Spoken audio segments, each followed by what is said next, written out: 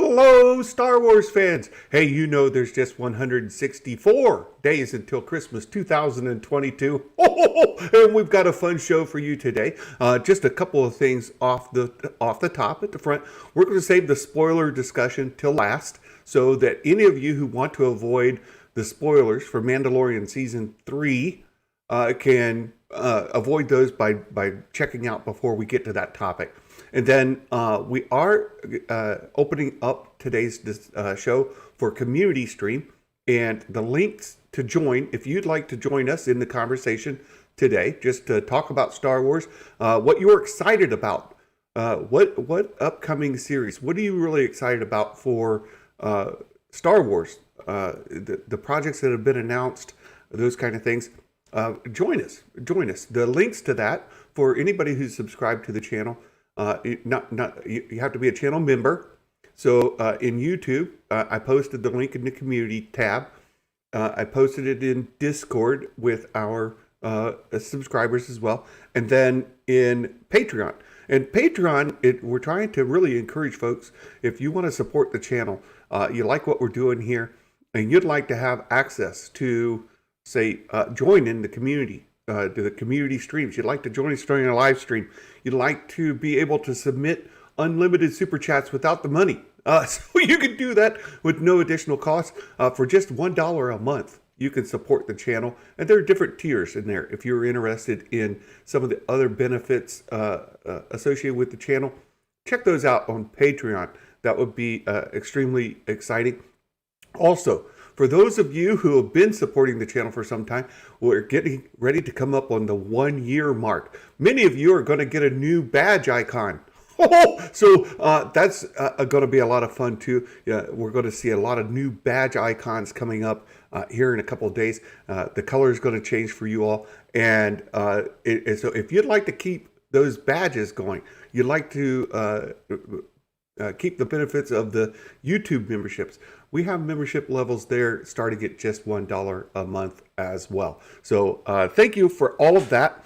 And we bring all that up. There's another thing that I'm getting ready to do here for the channel is our Thursday streams. We're going to rebrand a little bit. Don't worry, my friend the Imagic Maker is going to be here. We're still going to talk about the fan films and that kind of thing, but we're going to rebrand it. I'm stealing something from our friend X-Wing. An idea concept. He has the hangar bay where he brings in some of his community members. We're going to do a similar kind of thing. We're working on the branding for that. And I'm kind of got the idea for the thumbnail. It'll look something like this. So you'll have me in the middle. I've already sent some photos off to put into the thumbnail. And then for those who are joining, like my friend the Imagic Maker, or let's say Jason Ward, or Star Wars Meg, or any of you who have channels, we could put your icons, your logos there, or your photo. We could put your noggin right there. So don't worry, you won't be pasted in as the Easter Bunny or anything silly like that. The picture you would prefer to use would be good. So we will. We're going to rebrand our Thursday shows similar to the Hangar Bay, and we've got some name ideas for that already on. Oops, I hit the wrong button. We've got some name ideas going in Discord. There's a couple of them that are a good fun. Guardian. So that thumbnail came from Guardians of the Wills, or not Guardians of the Wills. It came from Rise of the Guardians. Rise of the Guardians. Let me do this again. So yeah, this thing came from Rise of the Guardians. And so we had a name suggestion, Guardians of the Wills. Or if you guys know me, you know Santa. Santa's a shill. So one of the suggestions was Guardian of the Shills. But, you know, I've got friends like a Magic Maker and my good friend Star Wars Meg, who may take exception to being called a shill. Because they're anything but. But so Guardians of the Shills is a lot of fun. That applies to Santa, but maybe not for my guests. So Guardians of the Wills I really like. We'll see about Guardians of the Shills or not. So with all of that kind of being said, I do want to bring in my friend, a Magic Maker. And how you doing, my friend? I'm good. How can everybody hear me? You're just a little bit scratchy, but Oh no. I can hear you. Let's Oh, see. good. How about Right. Rise of the Shills? Rise of the shills. Well, again, I don't know. I don't know if you want to be labeled a shill. You know what I mean? No, I'm not. I'm always the contrarian. I know. I know. So that's my trouble. I love the name Guardians of the Shills. I love it, and that's great for me. I have no problem being a guardian of the shills. But my friends may take a little exception to that. So. Right.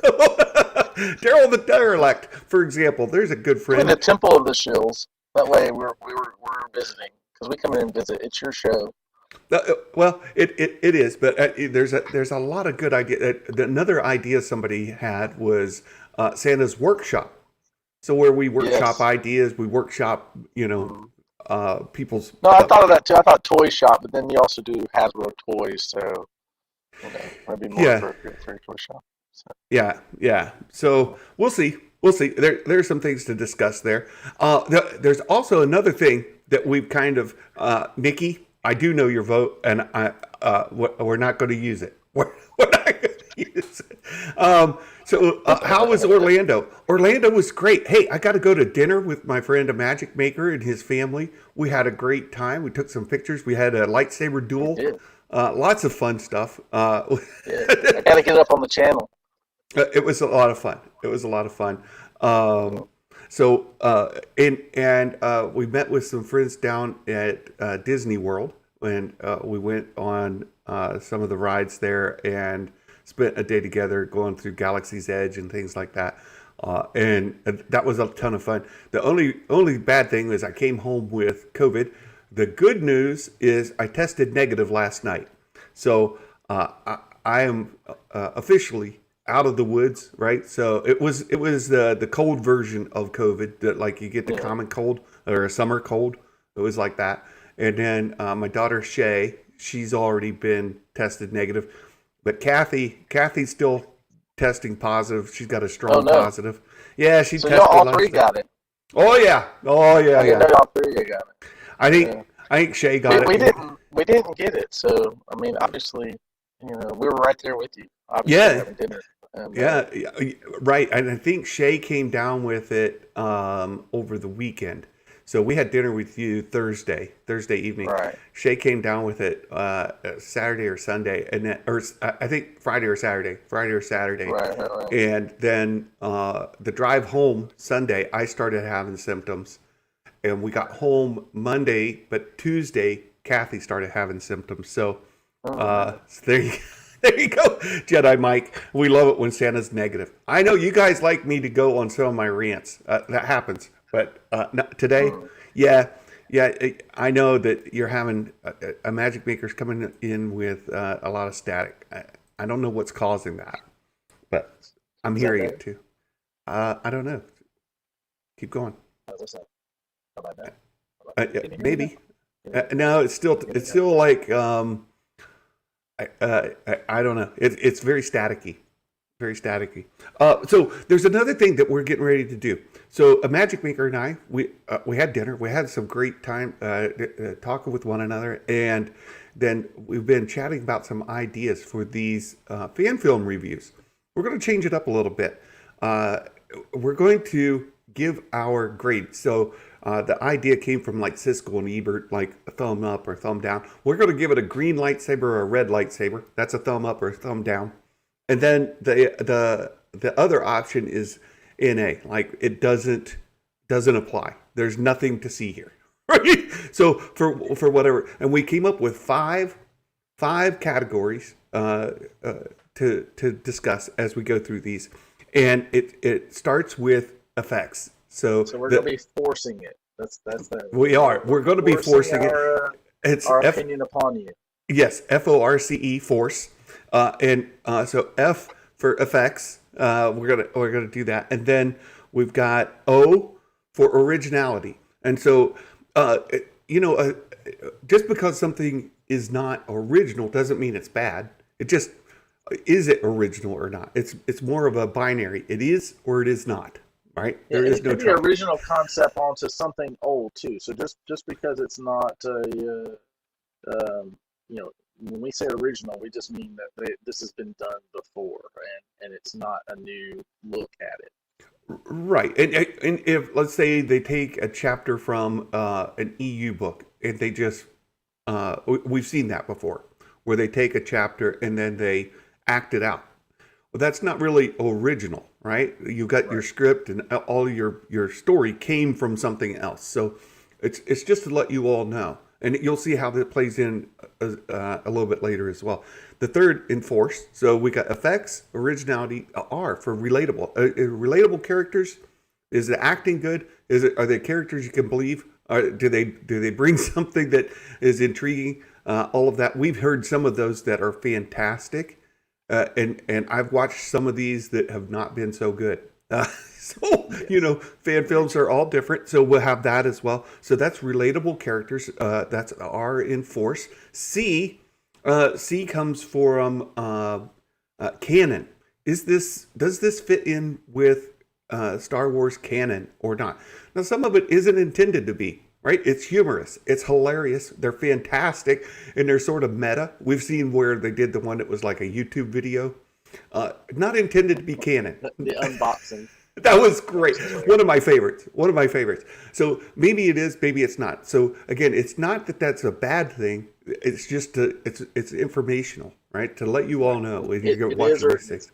It is. But sometimes something might be also in violation of canon. So like you have a canon, they intended to be a part of canon, but they actually contradict it. So that's kind of where you get this aspect. So it's kind of wide ranging. And Daryl, you make me think too of people arguing about are the sequels? Do the sequels break canon? Maybe they do, maybe they don't. Depends on your opinion, doesn't it? I would give them a red lightsaber. I would give them a green. So that's how this works, right? This is exactly how this works. And then the last is E. So we got force, FOR, effects, originality, relatable characters, canon, and lastly, is it entertaining? Did you have fun watching it? Is it something that you would recommend to somebody? And then pique your interest in any way that you would go back and go, I like that. Maybe I'd like to see some more. Exactly. Part one. Do I want to see part two, or is it no thanks, right? And so at the end of the day, we'll give five. We'll review all five of those categories for the force, and then we'll give an overall score with it. Like 3 green lightsabers and 2 red would equal out to 1 green, or vice versa. Maybe you've got 5 greens or 5 reds. It just tells you guys how you may, how we viewed it. That's all. Because as with anything, it's all a bit subjective. Things you like, things you find funny, somebody else may not. Right? Sense of humor's change and all of that. So. That's what we're going to do. And today we've got a video to share with you all. It's called Karu. And I'm going to play it here. And we're going to bring up our reviews. I've got them here so that you guys can see. And again, the link to this video is in the chat or in the description. So as we always say, please go out and support these folks. Give them a view. And if you like it, if you didn't dislike it, that's fine. It all helps them. And these guys are small. They've only got 184 subscribers. So it's a very small channel. Any amount of support would definitely help them. So we encourage you to do that. And then let me bring up our views here. So that'll be playing in the background. You'll see it playing behind. And then in front here, let me see if I can highlight a little better. There you go. So for the F, for effects, I gave it a green lightsaber. Now, you'll see as you watch this, the sabers they use aren't necessarily originals, right? These are off the shelf or recognizable sabers. So they didn't do anything there. But when they light the lightsabers, they didn't just use the saber. They actually put some time and investment in making it look like a lightsaber, right? And then it sparks and all of that kind of thing. Really well done. I thought they did a fine job. You gave it also a green lightsaber. Anything to say about that? Hello? The Magic Maker? Hello? Did we lose him? Is he gone? Let me see. I can't hear him. I can't hear him. A Magic Maker, you may have to drop and come back. Yeah. So, so the second one, originality. This one, I gave it a green lightsaber. This is not a story that I know that I've heard before. Hello? Hello, you hear me now? I can hear you now. I can. Okay. So this Yeah, is I was not talking to you, but you couldn't hear me. So yeah. So on the effects, you gave it a green lightsaber as well. Anything to note about that? well, I said I agree with you. The lightsabers look really good, and that was I really thought that was a good effect, and I like the intro a lot. And I just realized something that we have in here that we don't, or something we're not covering, and we probably should add it into either in story or in here, and that's music, the musical score. So I thought Oh the yeah. musical score of this was really good, and and so and I think it probably should be about the story because if it's entertaining, the music companies and helps the story push along, I think Yeah, I can go that's a with good it. thing. And Yeah. I think the music does a really good job of that. No, we're not there yet Now the original though. story, I gave it a green lightsaber. I've not seen this story before, so it does seem like they Mhm. came up with their own idea and they told it. You gave it a red lightsaber. Why? So we don't have a push where it's like it's not either up or down, and so it's not developed yet for me to give it. For me, I'm going to be a little more critical and say until you can give me more than it's just a generic story, and right now it appears to be that generic story. So I'm not giving it originality yet, Oh, and this is a okay. part one. Very good. So so Very good. that's Yeah, as you see, it is part one, and I don't know how many episodes they have planned out, or if they've even gotten that far. So the third one, relatable characters. Now, this is where I gave it a red saber because these guys they set it up in the crawl about what their relationship to each other is and what's going on with the one brother and why he right, is a little different. But I right, can't like when I watch it, it's just confusing to me. Like I'm like, right. I don't get it. You don't get that they're brothers. You don't get what's going on. You have to read the call to have any idea what's happening, right? Right. Yeah, no, I agree. Like we don't I agree with you on that. I mean, so again, I would have given this a push not because it's you know again because they're not taking you back to what's going on, the dynamic between them. You don't get that fully that they're actually brothers. And that and so that takes you out of that place of being a relatable character, and I think they need more time to develop that. But they definitely didn't develop it in this short piece. Right. Right. I agree. I agree with you. Then C, right, for canon. Is this does this fit within canon? Again, I didn't see anything that breaks canon here. In the setup, they say it's related to Order 66 and so on and so Right. forth. But there's nothing in the content itself that breaks canon. It could absolutely be canon. So I gave it a green saber. I'm suspecting you gave it red because it's too neutral for you to be able to tell. That's exactly right. That's exactly right. But the thing is like one of the things that bothered me was that they set this up, and they said a Padawan, and so I expected younger people. They seem older, Yep. and so I'm not sure about the time frame. There's just too many unknowns Yep. about what's going on for me to determine whether it is in canon. But from the very beginning, my expectations were set up as younger people, and I felt like they were older than what was being set up from the crawl. Yep. Okay. I'll give you that. I'll give you that. That sounds absolutely fair. Then let me. Lastly, entertaining. Entertaining. I gave it a red saber because I thought it's not compelling enough to make me want to watch part two. I'm confused over watching it. It was done well enough, but I'm not really following the story along very well at all. No, I get that. I gave mine a green here because it is I'm intrigued. So there's an aspect when they get into talking to the guy who's working on some little small piece of electronics, and he's got the jeweler's glasses on and everything, and so and when Karu comes there and he's looking, where is my brother? We get this aspect that comes out, and do you know where he's at? And so we've set this little mystery up, and so that was intriguing enough because it's not a huge investment that I was interested in the next part, and so I found I found the music, I found the enough of the mystery to exist in the story that I was entertained well enough that I would see the next one. Okay. Very, very good. So when you add all the greens and the reds together, I came out just on the green side. One green saber, as you can tell, you could end up with as many as 5 green sabers, but I'm a one green. You came out one red. Yeah, So so I would put me in a thumbs down and you in a thumbs up. So we there have you go. one thumbs up and one thumbs down from us, and so that puts it as a neutral push. So you got to make your own judgment. Perfect.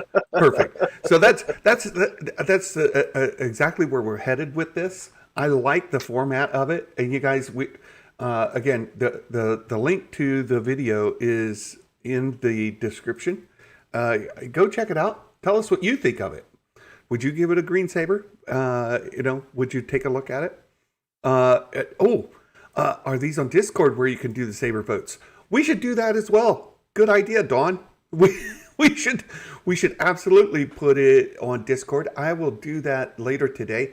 We'll set that up and we'll put the saber votes in there. So appreciate that idea. All right, and I saw Nerd Mafia, my good friend, my Air Force buddy. Can we want an Ewok fan film? There actually is a really good one that's done sort of in the same vein as it's a bit of a horror kind of take. It's a really, really good one, and maybe we'll have to go revisit that sometime. Now that we got this scoring system come up, maybe we'll go back and take a look at that again. What is that? What is that horror movie that's very similar to? I can't remember. Oh shoot. Shoot. I can't remember. But no, it's Ewoks murdering stormtroopers. They're taking them out like at night, one at a time. Like it's quite quite good. All right, so that covers that. Other show topics for today. Before we get to the spoilers and we start adding you all from the community into the stream, yeah, it's like the Battlefront 2 game. Exactly, Nerd Mafia. It's exactly like that. That's what inspired it, and they did a story off of it, and that's exactly what kind of prompted them to create that fan film. So if Imagic Maker's up to it, maybe we'll go back and do that in a future review. You still there? Can I hear you? Cannot. Imagic Maker, your audio is gone again. So you may have to drop and come back. Other news that's coming is, hey, we're just about a month away from Andor. Andor is coming. We're almost there, and so let me just a second. I see a Magic Maker coming back, but he's got to get his situation all set up there. Let me do this, do that. Can you hear me? I can hear you. Let's do that. There we go. I can hear you again. Andor's coming. What's your excitement level for Andor? I'm actually pretty excited for this. Here's my reasoning. As you know, that I don't think Lucasfilm handles legacy characters very well, and I don't know if it's because they have a desire to meet some hype or they don't really fully understand them. I don't know what it is. So I'm not going to go. I could go down a list and probably give you a pretty solidified answer on why they don't handle them well. But I'm trying to be vague, and and so, but nonetheless, I don't think they handle them as well as they could or should. And I would much rather them, you know, take concepts, because I think the concepts of Star Wars are really awesome, and deal with them with their own characters.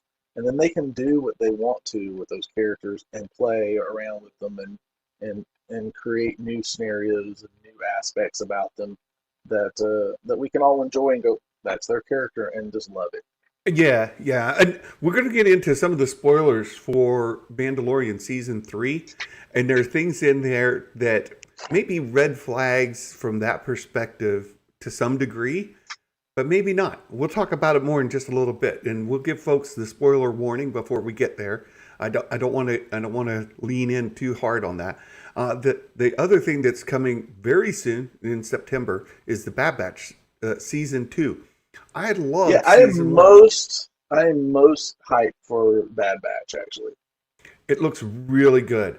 I Yeah. mean, I am really excited for it, and we just started a rewatch of season 1, and it's amazing how much I've forgotten so quickly. It's a lot of I'll fun. give it a go as well. It'll be me, Vega, and the little guy, Yeah, all going. And so I got to get his new video out. We have actually recorded a new one, and he is in this one. So now will be two kiddos going with their good. comments in Star Wars. So we're ready to rock on the next one. I just got to get it. I was putting it together actually this weekend. So we're moving along. It's Yeah, gonna be yeah. fun. We'll probably only get one a month, but I mean, at least we're getting something Well, out. well I think that what we've got coming, I want to agree with you from the standpoint of the Book of Boba Fett and Kenobi had issues from fans that were invested in the legacy of those characters.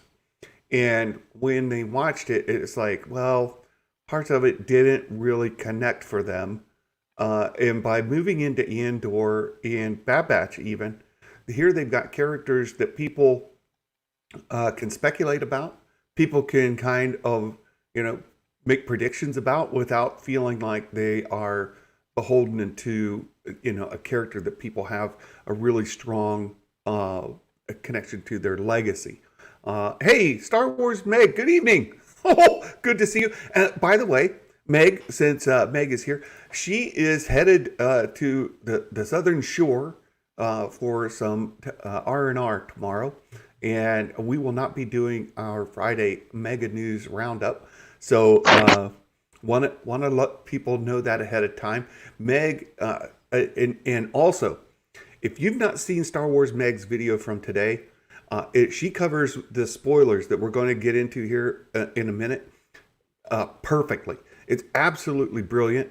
Her video from today is the perfection in covering that story. All of it's covered there. She does a marvelous job. We're just going to kind of talk about the spoilers here in a minute. But if you want that in a short little 10-minute clip, Star Wars Meg, her video today.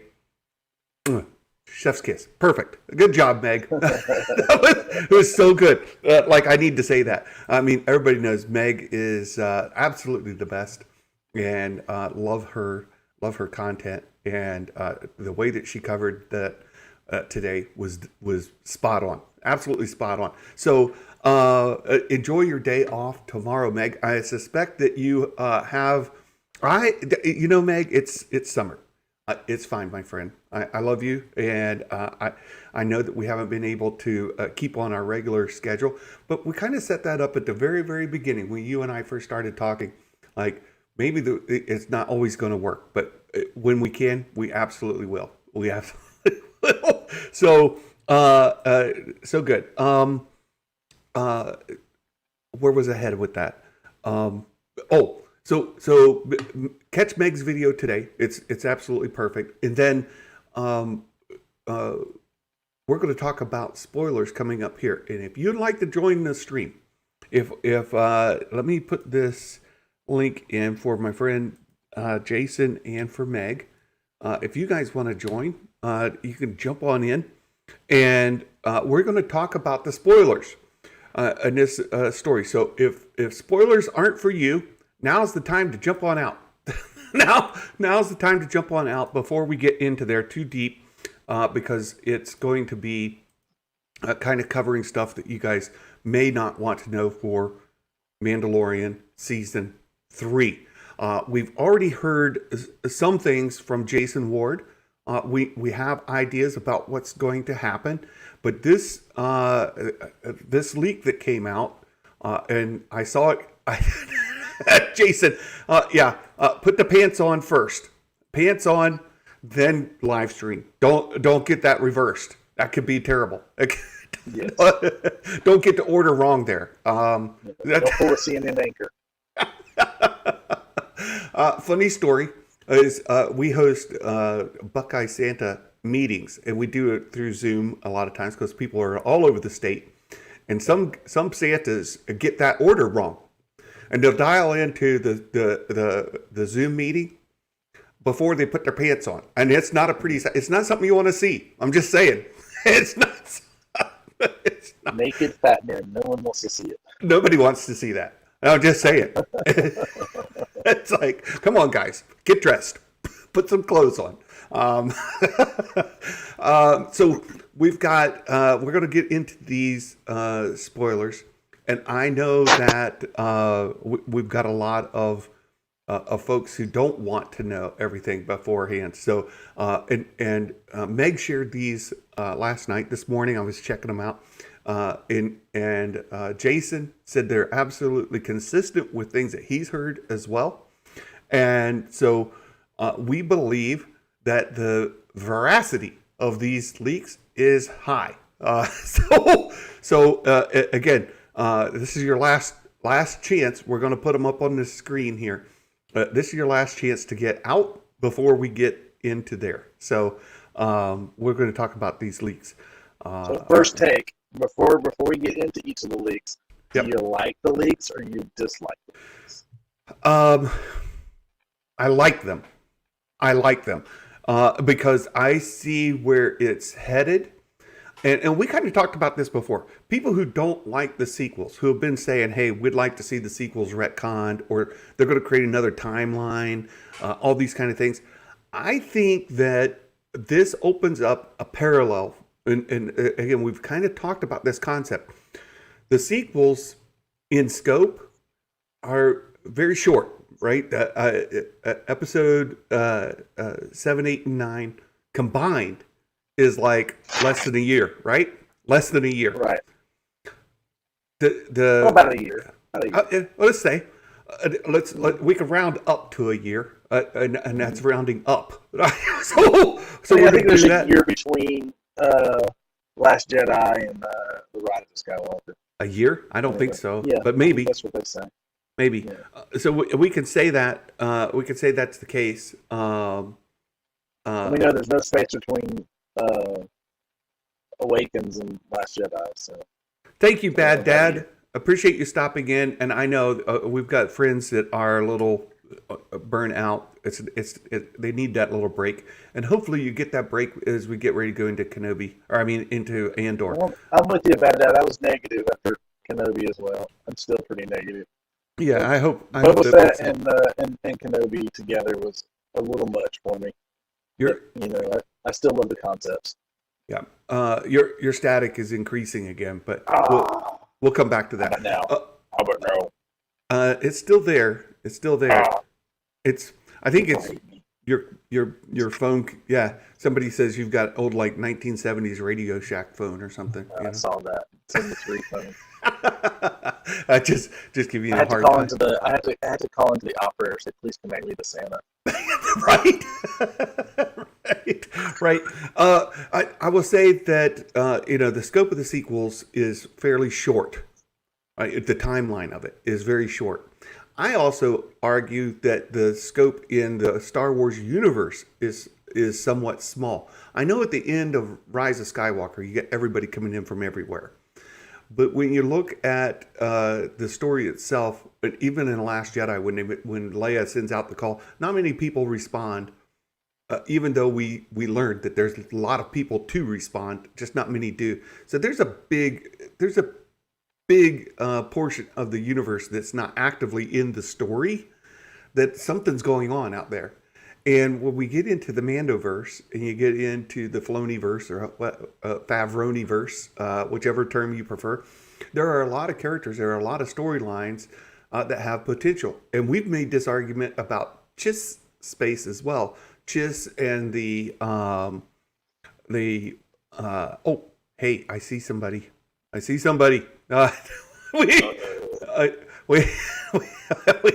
we have another person to add to the stream.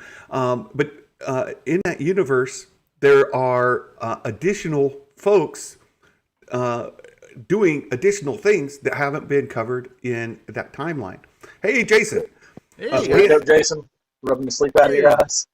Yeah, I'm like, I was like, got out of the shower right now, and I was like, dooba dooba doo, and then you guys were like, hey, what's going on? I was like, I got no pants on. Let's do this. Yes, I love when Meg says that Santa is absolutely right. I want Meg. I need you to come on the stream and say that, and then we can clip it, and I can use it over and over again. It'll just make my life. I just need that recording Star Wars Meg's beautiful voice saying Santa is absolutely right. That's all I need. No. But back into sequel stuff. So tomorrow she's going to do another video. So Jason, again, before we get into the details of the leaks, Mando Season 3, does this increase, decrease, or no change your anticipation for it? I actually like it. I think it's fun because a lot of it sounds a little bit unexpected. But once again, I can't like verify any of the stuff in that. I haven't had a chance to. Meg sent that to me like pretty late last night before I was crashing out, and I was like, oh wow. But there's like a couple of details in there that I'm like, well, that detail sounds credible. And that detail sounds like something you wouldn't make up if you were faking it. I've seen so many fakes. I won't even say what it is, but there's stuff in there. If it's fake, it's really good. They did a good job of being fakers if they're faking. Yes. And Daryl Derelict, thank you for the $5 super chat. And yes, Jason, thanks for putting the pants on. We appreciate that. What? Get some batteries. I thought it was going to go. Oh man, I thought I was teasing the chat, and they're gonna be like, "Oh, Nikki was gonna be like, oh, don't stand up. We don't want to take a chance you didn't put your pants on. Please don't stand up." Yeah. Fair enough. Oh my goodness! Sit down. No. Okay. Oh. Okay. Here's some legs. Here's some legs. Yeah. You like that? Got some. Where's the super chats? I thought it was gonna be like dollar bill. What's going on? Whatever. Star Wars community doesn't know what they're doing. No. Hilarious. So, Imagic Maker, overall, you're increased, decreased, or about the same on your excitement for season 3? Before we get into the middle ones scare me. Yeah. Yeah, as always. Because I'm negative on how things get usually interpreted from these to the way they get played out in the show. I'm nervous that they're going to take some stuff that could be really cool and absolutely ruin it. Well, here we go. We're going to get into them. We're going to get into but so can you give increase, decrease, or about the same? I'm gonna go decrease because I'm a little scared. Okay. Fear is ruling. All right. So with Meg this morning, she covered these, but we'll get into it here. The first one, the Spice Cartel is trying to force Grief Karga to allow him to run spice. Now, this reminds me very much of Book of Boba Fett, right? When they were running out there, the spice, the Pikes are out, and they get into the little duel with Cobb Vanth. Very similar, right? They're trying to let them run through Navarro. This is very similar to that. And they're working for a big, unnamed, as of yet, player. Oh, there Mando. you go. Oh, no. Different player. Well, who could that cartel be? Could it be the Pikes again? Somehow the Pikes No. have returned. Not the Pikes. I wonder if It we're going to learn it that's is two of Jabba's cousins. how the First Order like funds themselves like early on is through like space drugs. Yeah, but Something like that. I like what a Magic Maker said. The two huts that we saw in Book of Boba Fett. Sorry, I couldn't hear him for a second. Oh, that's okay. That's okay. Yeah. That's Most pretty people good. can't because I'm all staticky. Yeah, he's got that 1970s Radio Shack phone. We're gonna have to. Communications disruption can mean only one thing: invasion. Who's invading you, Magic Maker? Who's doing it? My Of course, clients. right. There's some of us that are hoping that maybe it's Kira, and I saw Meg drop that into her video today. We were kind of going for that for Book of Boba Fett the whole season, hoping for it. Wanted to see that post-credit scene, see Kira come off there and say, "Okay, you Pikes have made a mess of things. I'm coming in here to clean up this, hood." And so I was hoping for that. Could it be Kira for the Navarro folks? Perhaps. But Do you think with the Sound of the Elite though? Do you think we'll get it this season, or is it just like it's an unknown person? Find out later who it is, or do you think it's like going to be revealed in this season? Is the question? Because if it's Kira this season, once again, doubt it. yeah. But yeah, because it could be one of those things that's meant to take us into the next.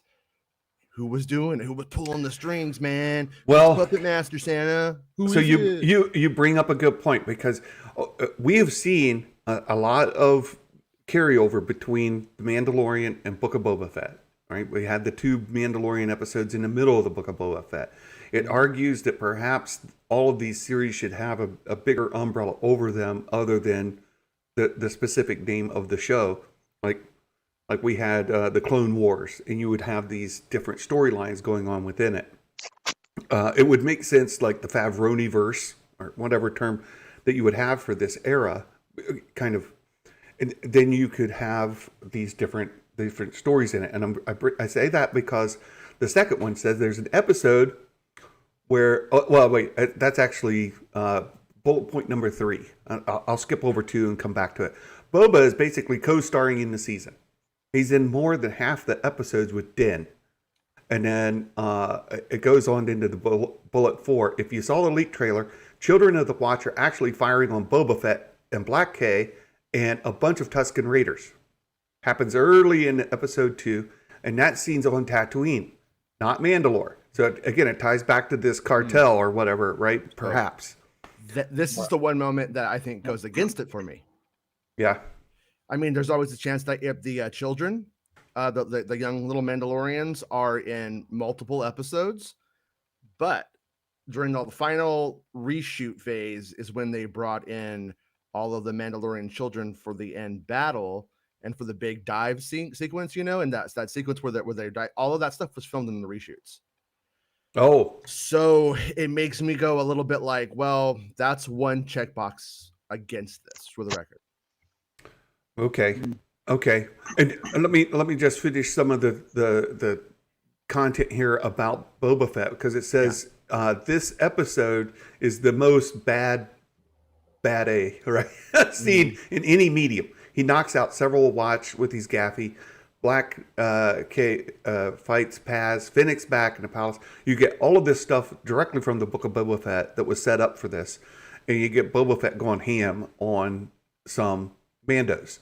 So I think a lot of people have been dying to see, Boba go full barbarian mode on these folks. So is this also what has you nervous, a Magic Maker? Or? Yeah, I mean, I just don't know how they're going to play with this, because the thing is like what we saw. I mean, I get it, that we didn't like the way he was silent, didn't take charge in the Book of Boba Fett as much as Fennec Shand did.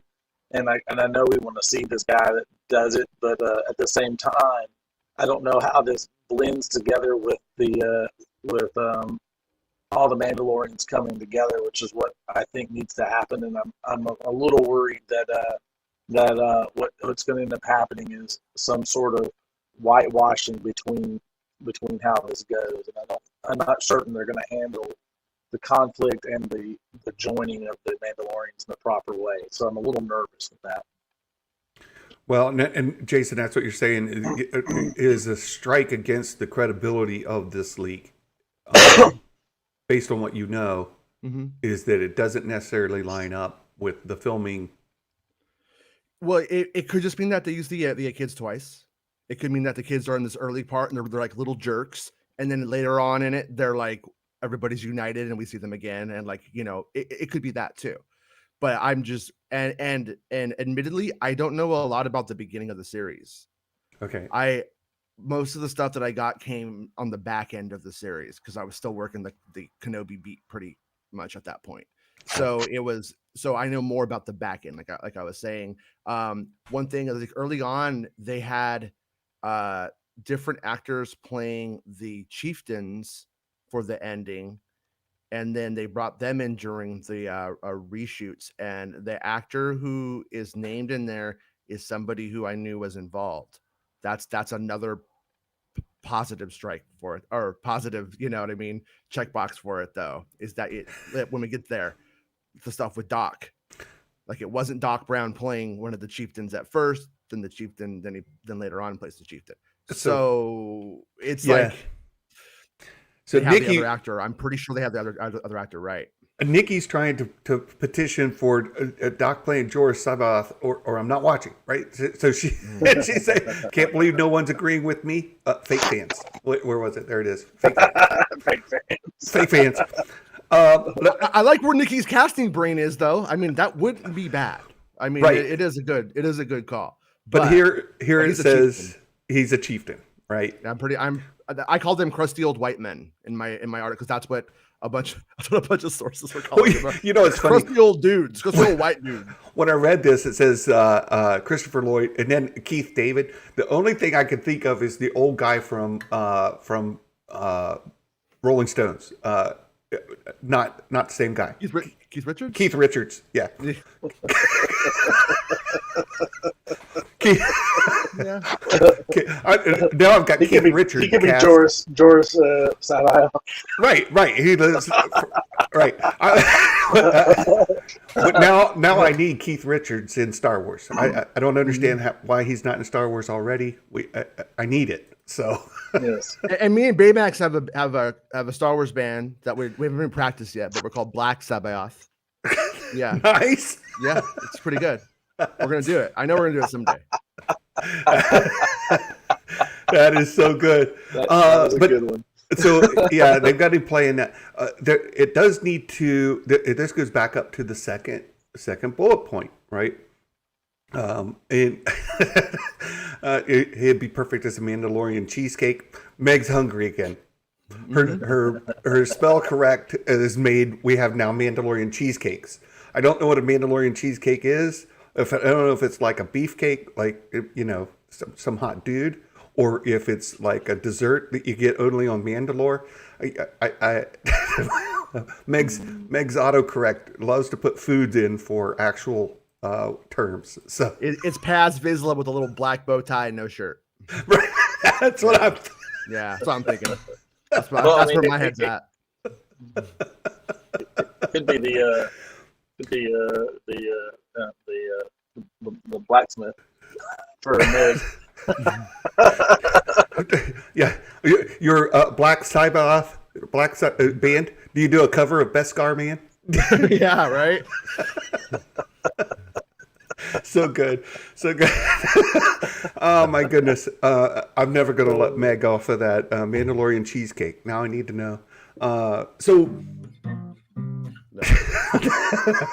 There you go. Preview. So the second leak on here is the one that have a lot of people. Oh, there you go. The Crazy Pike Train. There you go. A take on Crazy Train. It just writes itself. I mean, it does. The episode Grogu and Din travel to a border area, unknown regions. Now, this is what all this talk about Sabaoth. It kind of spurs from. If you've read Heir to the Empire, the old Thrawn trilogy, what for many years was assumed to be the sequels to the original trilogy, this is what kind of feeds into that. And we've had rumors of other kind of close tie-ins. We've already seen Mount Tantus, for example, that kind of thing. So where could it come from? They go to the border area, the unknown regions. A mysterious, tall, hooded man. We don't know who that is. That's a mysterious, tall, hooded man. Tells Dad he knows of a planet where legends of Yoda's species. Really creepy episode. It's not Yoda's species. Snoke, because he's tall. Right? Could it be Snoke? Right? It could be. It's not their home world, but it's a colony to dark side Yodas. They look sickly pale green, don't speak, and have ghostly blue eyes. They look like creepy guys from Dark Crystal who were hypnotized. They're called black drinkers. They drink a poisonous black broth. Din and Grogu. It says Din and Grogu. Nope, out. Right? Nope. And they after seeing them, they try to take Grogu. Very interesting. When I talked to Meg about this part, she had the best comment. She's like, "Why?" Like, and I don't know if she was being like that cynical about it, but it's like, yeah, why would you go investigate those people when you're Grogu's daddy now? Why are you trying to drop him off somewhere? Like that's the one thing about it where I'm like, do they just want to know, hey, what happens to these guys? Do they just want? Why would they go and investigate? Is it just curiosity? I mean, that could be well enough. Hey, there's these guys just like him over there. Oh, let's go look at them. Let's go check them out and say hi. It could be that simple, but it's like it's an interesting, because if it was a earlier season plot point, he would be trying to get rid of Grogu. But we're past that, so that's where I'm like, I wonder how that works. Right. That's a good point. But I mean, there might be some aspect of hey, I know what species he is, and then he turns and says, do you want to go and find out? Versus because Luke is really no different than Din in his mind, and he's still just a human. What's different is that the fact that he has some special powers. It's one thing to say that about somebody has some abilities. It's another thing to say, hey, they actually are your people. Yeah, well, it gave me like Acolytes of the Sith kind of vibes, right? These are not like Sith. These aren't like whatever. They're a bunch of creepy Yoda species drinking black tar, whatever. Yeah, they're Yoda heroin addicts. Yeah, I'm not sure I get it, but it says that the hooded man tells Din to be careful so close to unknown regions, as there's rumors of strange ships like none he's ever heard described before, and they're vanishing along the border. Right, they're coming in and out. This fits perfectly in with the new Thrawn novels in the Grisk, because they kind of appropriate vessels from different cultures to kind of hide themselves, right? So it's using an enemy's ship to spy on the enemy. Or Risky Business is what the book was called. Right? That's the one? Risky Business. Yeah, that was it. So, but that fits right into their modus operandi, right? That's in their MO, and they would kind of increase their fleet that way, and by assimilating other cultures, other worlds into their kind of empire, if that's even the right term to use. So it gives me very much Grisk vibes, and it sets up this thing about what is going on in the rest of the universe. Where are the Mandalorians? What's going on with some of these characters that we are aware are in that kind of time space? What are they doing? Where's Thrawn? Where's Ezra? What's going on?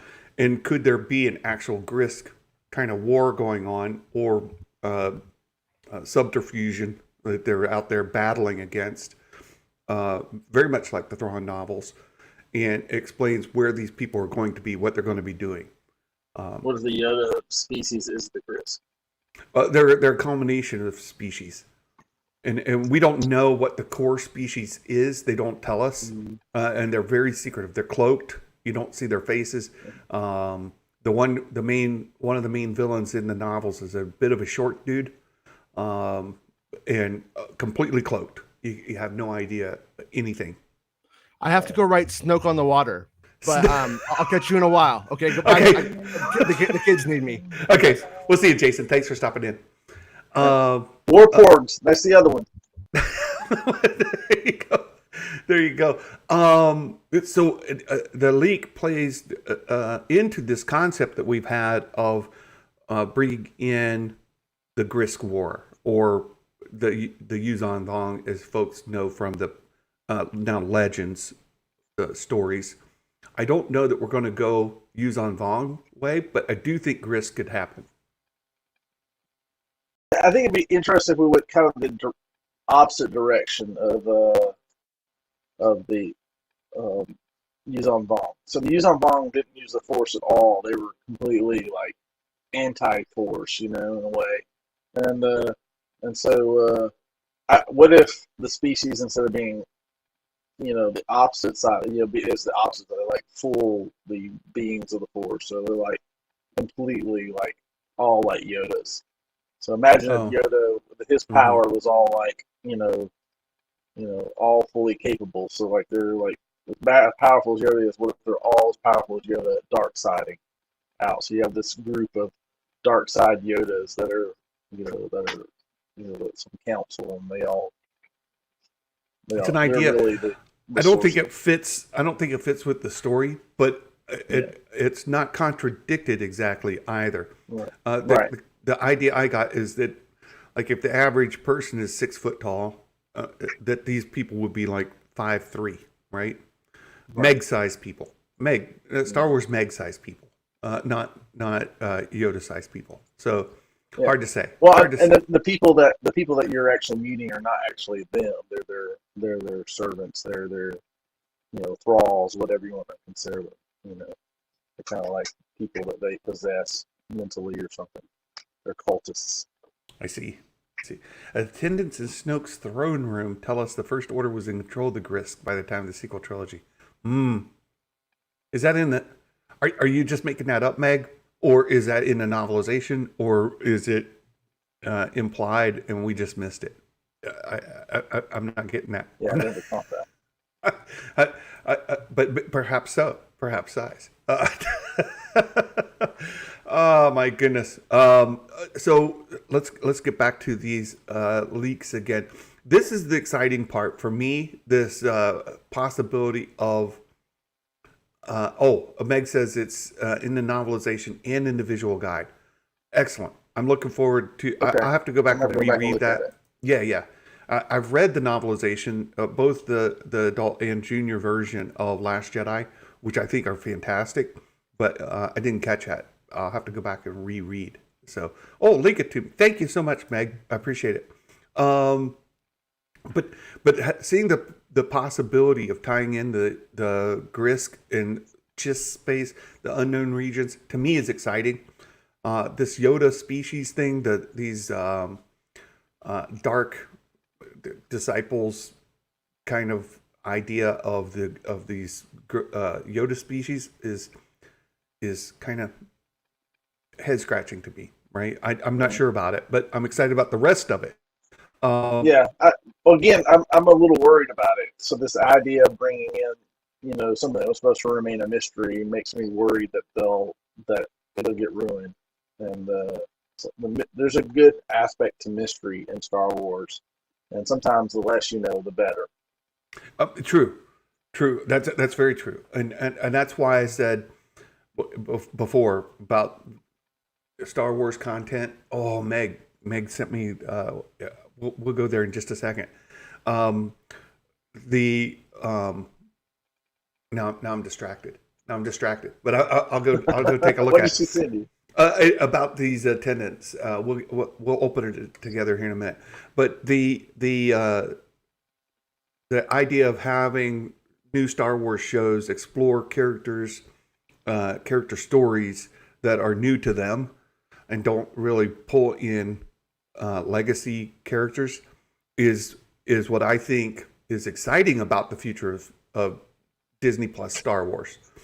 Yes. The thing that concerns me are things like that, right? When you bring in Yoda species, which are really protected, and it's something that George Lucas wanted protected, and we've heard in the gallery episodes that they're very conscientious of it, and they were worried about Grogu, in fact, being of the same species because it could tie into that. And if they kind of explore this, if it's anything other than like a vision, you remember in the Clone Wars, Yoda goes and has this vision of a dark side of himself, and he kind of does this back and forth with himself, and it's all a vision that is on his journey towards learning the ways of the Force. If it's anything other than that, it worries me. It could be something like that, like it's a dark side well, and you see things that that could work. It could be. Yep. That could work. Yeah, I don't think they're leaning that way though. I mean, this is just from what I see of Disney Star Wars. They don't tend to lean that way. I would like for them to lean more into the mystical unknown, but leave it unknown. So like what things could be. I like that aspect of the Force, and so this idea of seeing a possible future are always really pretty cool to me. And it just lends to that. I like the mystical aspect, but you can't explain the mystical aspect. You've got to let some things remain in the, is that real? Does that really happen? Is that what's going on? Mentality. Because when that happens, I think it sucks you into the story. Yeah. Yeah.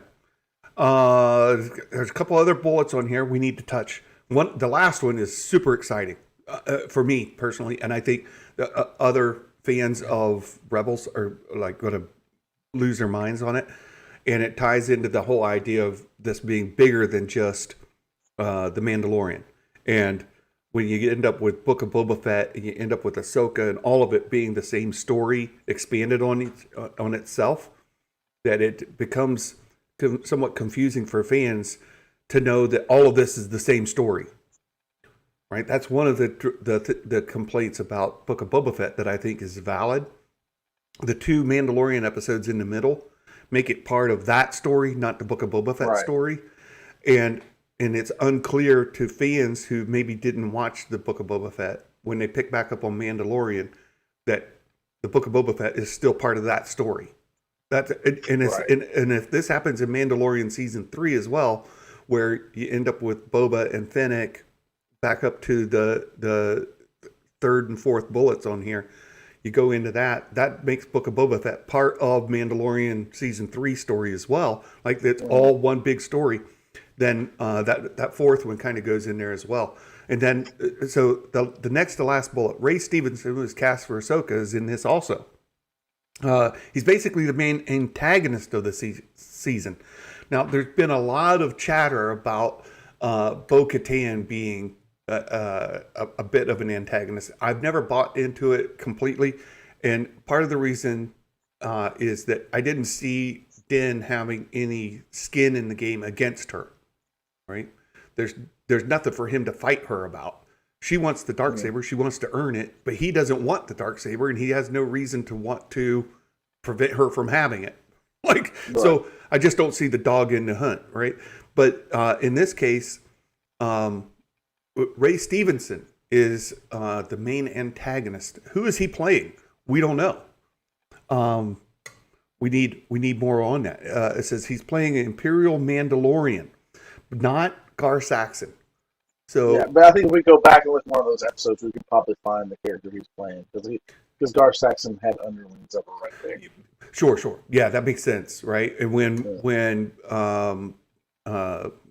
what's her name defeats Gar Saxon, he could easily step up into that position. So he's an admiral. He keeps watch over what's left of Mandalore. We did have the Mandalorian. They wore the white armor.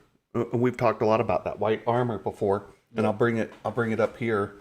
Again, for anybody that's not seen it, it's the prototype armor that they had for Boba Fett way back Right. when. They're supposed to be Imperial Super Commandos, which they still Right. have. You have Super Commando armor too. So Yeah, I can pull those. I'll send that to you. you see something very similar to this in Rebels. You see it, and they're flying around. They're working for the Empire, and they're Mandalorian. So it's very similar to that. For anybody that's not seen it, you've seen it, you just can't make that connection. That's where that comes from. So it could be one of those white armor kind of wearing Mandalorians that were part of the Empire's super troopers, so to speak. But so anyway, it says he's one of those. He's an Imperial Mandalorian. And they have a huge base under the mines of Mandalore, and they're up to something shady. Den runs into them. Is a bear-like brute when it comes to fighting, large spike gauntlet, and he kills a fan favorite character with it. Who is the fan favorite character that he kills? Oh boy. That has led to some speculation. That is some speculation. I don't think it's Bo-Katan at all. So they got to be Boba or Bo-Katan. I don't think it's Sabine because she's going to be Only Sabine. Right. And I don't think it's going to be any of the others. However, it could be, say, a Grief Karga, or he makes a lot of sense. Why he's there fighting? He's there helping Din, right? KG said Kara. It could be I Kara. don't think Kara's But you'd have to bring her in, right? Or a stand-in for her. Just to kill her off. Well, I mean, they could. They could. So who would that be? Do you know we're bringing you back just so we can kill you off? I mean, why wouldn't it be Bo? Because Sheev, the way that I interpret the other leaks that we've had is that come the end of this season, Bo is going to be getting the Mythosaur armor. That's what we've heard from Jason.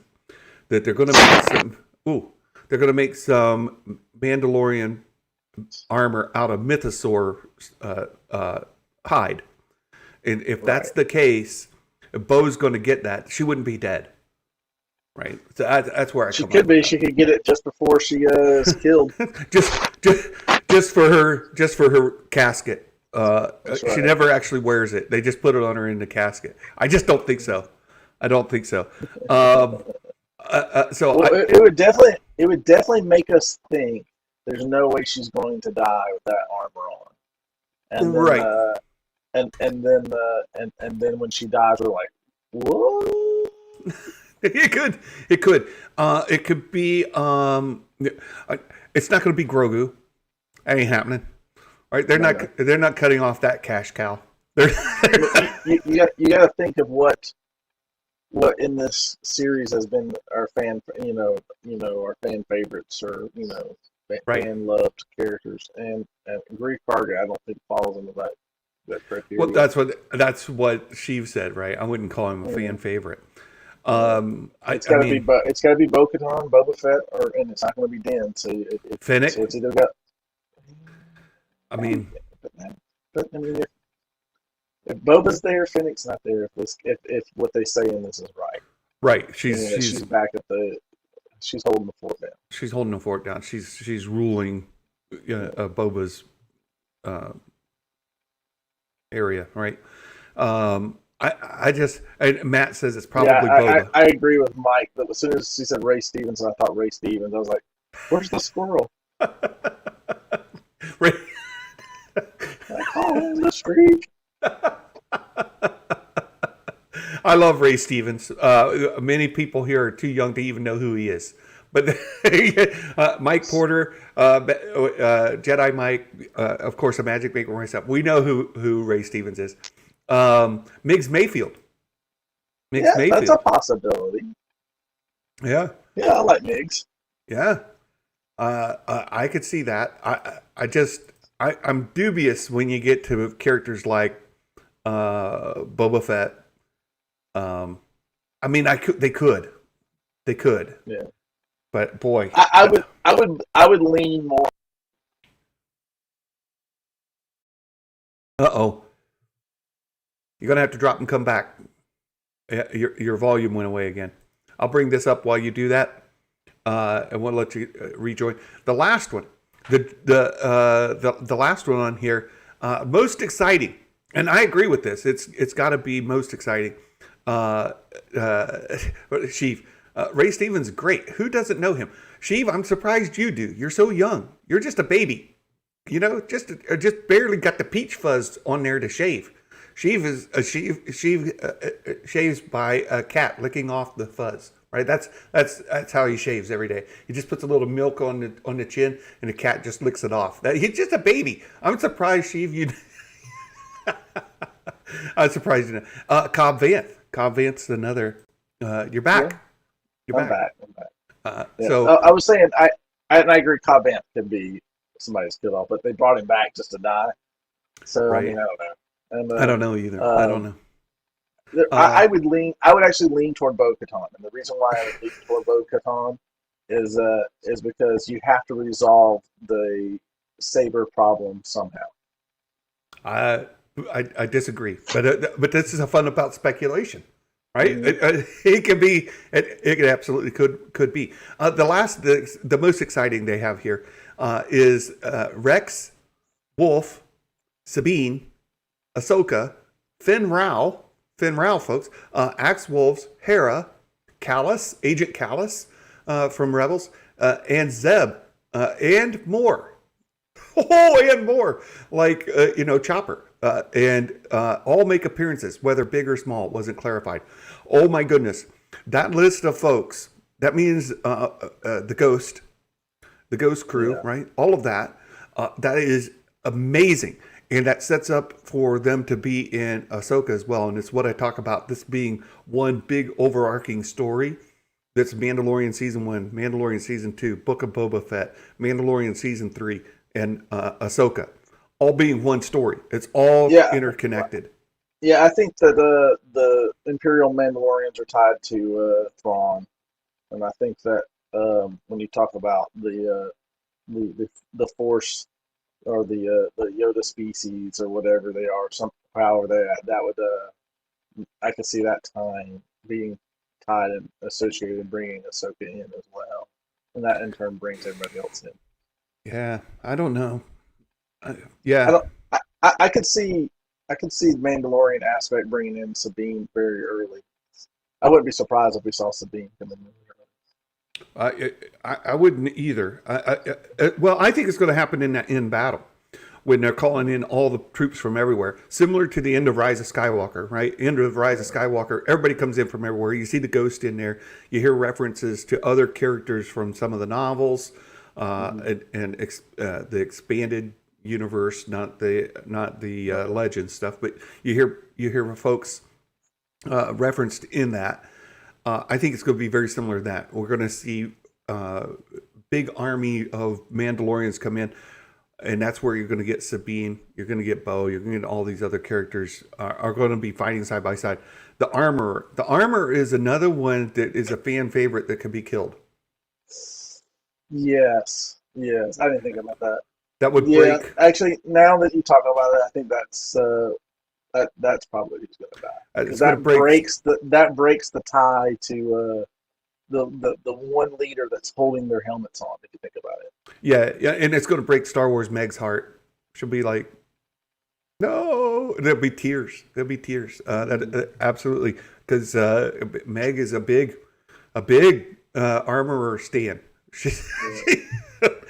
But anyhow, that's. I think these rumors, to me, overall, have me super excited. I'm really looking forward to it, and I can't wait to find out more. I think the armor makes the most sense. Now that you talk about it, I think the armor makes the most sense. Yeah.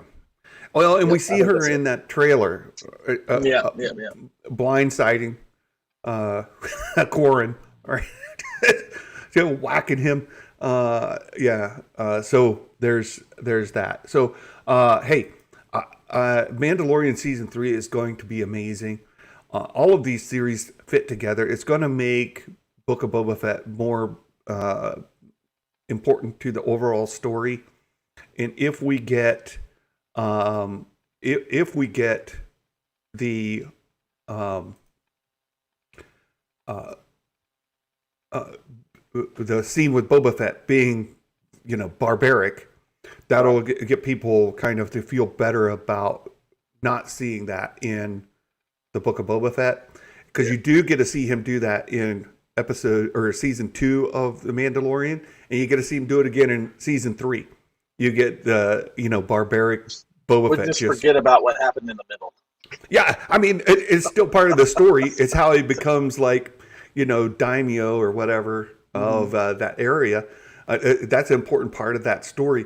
But if it's not your story, like something you don't enjoy, it's still not detrimental to him overall, right? You could just ignore that part, and that's where I go with this whole storyline, kind of setting up a parallel to the sequels. I don't think they're ever going to retcon the sequels out of canon. I don't think they're going to alternate timeline the sequels out of canon. They're just going to make it a parallel story, so that if you're interested in that era, you can follow that story. You may get some crossover characters who show up eventually, right? But the main story itself won't be centered around those characters. So we may see something, say, after the sequels that is in that storyline, where they set up this whole Grisk war or whatever, where perhaps Rey gets brought in, or Rey and Finn. Perhaps you get Poe Dameron, like all involved in some fight or some story going on with that timeline, with that story arc, right? Right. But it's not about them. They star in it, but it's more about whatever that is, right? Right. And I think I'd see that. I think you see that with Boba Fett in a more micro kind of situation, where you see him going ham in Mandalorian season 2, the Boba Fett that people like. It kind of converted me into being more of a Boba Fett fan than I was before. And then you see him in Mandalorian season 3 again. That could be the case. Oh my goodness. So hey, hype. No kidding, Chief. I am super hyped. I'm really excited for it. And look, getting the Rebels characters, and I saw that before. So much hype for the Ghost Crew. I highlighted this before, because if at this point, if Hasbro doesn't do a HasLab of the Ghost and the Ghost Crew as the unlocks, they're crazy. There's money just sitting on the table. Like they can rake it in. Definitely go through in Santa's workshop and do a reason why they need to bring. Like, this is why they need. Here's what the toys they need to do, and here's the reason why. You should do that. That should be your Santa's workshop every week or every month or whatever. Yeah, we should. The name of the show, it may end up being Santa's Workshop, that we do. Renaming this show for Thursday, like giving it a title where we bring people in. Like we had Jason stop in today. Right. We get Meg to stop in. May get my good friend Martin Keeler, Zuvium, who, by the way, he is going to. He is got his reservations, and he is going to be going to the Star Cruiser Hotel. Oh, cool. He's doing that in the next few days, and we will get him on the show after he gets back, and get out of somebody who is there. Just take on that. Yeah. Was the hotel half empty? Was it mostly full? Was it packed? Could you have trouble getting reservations for dinner? Those kind of things. It'll be great to hear from him, like what the overall experience is from a guest who's attending that. Really looking forward to hearing that. And our friend Martin Keeler is on vacation. He's in Florida right now. We have to be really disciplined, though, Santa, if we're going to do all these things that you're talking about. Oh, yeah. Yeah, so like we have to, if you're going to break this into this, so like the first part would be like where we do the fan film, and we break that off so you can have that eventually as a little clip, and then you can do your middle part, like we just did with the spoilers, and that's your clip. And then your Santa's Workshop, or the portion at the end where you talk about toys, that'd be another clip. I think, again, the show will kind of have segments, but the show but you're overall... going to have to be disciplined to keep that. Yeah, well, it won't be the same every week, right? It won't have that segment every week. It'll come ebb and flow. It'll ebb and flow. Yeah. The hey, we have the Mike Porter dad joke of the day. We need to get into today, and there was something else you said that spurred a thought, and then I lost it. But anyway, the Mike Porter dad joke of the day. We do have that. And Mike Porter sent me this today. He was having trouble with Twitter behaving, so he sent this to me on Discord. What did Princess Leia say to the miniature decorative bath toiletry in the shape of Obi-Wan Kenobi? You got to unpack that. You really got to break down what's he saying there. Right? Miniature decorative bath toiletry. What is that?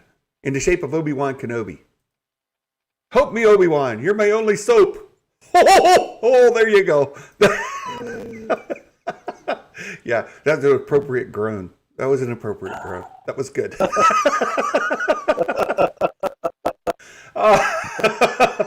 Oh my goodness.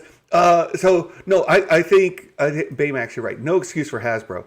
Right? That's gotta come. The HasLab Ghost and the Ghost Crew's got to come. Yeah. Wow. Right. That's a Mike Porter dad joke. So good. So good. There was such a long setup for that one too, though. You're like, what? What is a miniature? What? I don't even. What? And then the payoff is what's great, because when he says "You're my only soap," you're like, "Yep, that's exactly what that was." So, Imagic Maker, thanks for being here today. I'll be in touch with you later. I'm working out a little thing, and right. I want that to work for you.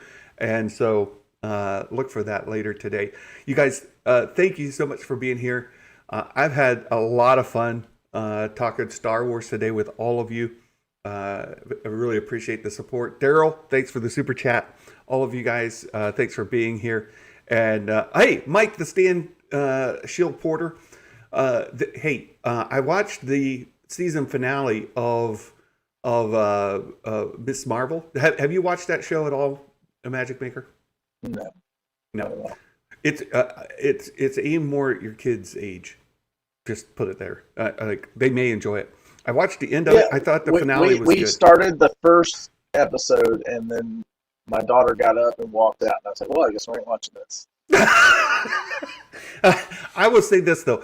I think that the Stargirl DC show is better than Miss Marvel's show, and they're very similar as far as like target audience, quality of the story, the like all of that. I think they're very similar. Stargirl gets my vote there. So, hey, you guys, look forward to seeing you all tomorrow, and we will talk some more Star Wars. We're going to try to set up our predictions game for Andor. What questions should we ask? So, if you have ideas for questions that we can include, keep in mind we've got some spoilers that are going to come along the way. We don't want to necessarily bake the predictions in favor of somebody who knows all the spoilers. I know there's a speeder bike in that one, darn it. Yeah. Yeah, there better be. There better be. So, hey, you guys, thanks for being here. We've had a lot of fun today. I look forward to talking to you all tomorrow. And until then, a Magic Maker, let's giving our part with you guys. All right, and Merry Christmas. Bye-bye, everybody.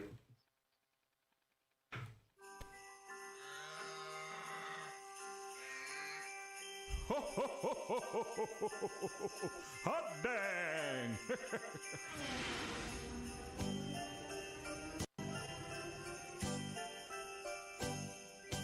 Talking through the news from a galaxy far away. Toys and book reviews, positivity all the way. Come and join the fun, subscribe and like away. Movie news and show reviews, it's like Christmas every day. Oh, Star Wars Santa, the Star Wars Santa show. Oh, what fun it is to chat on the Star Wars Santa show. Oh, Star Wars Santa, the the Star Wars Santa Show. Oh, what fun it is to chat on the Star Wars Santa Show. Ho, ho, ho, ho, ho, ho. Hot dang, ladies and gentlemen, you're in for a treat tonight on the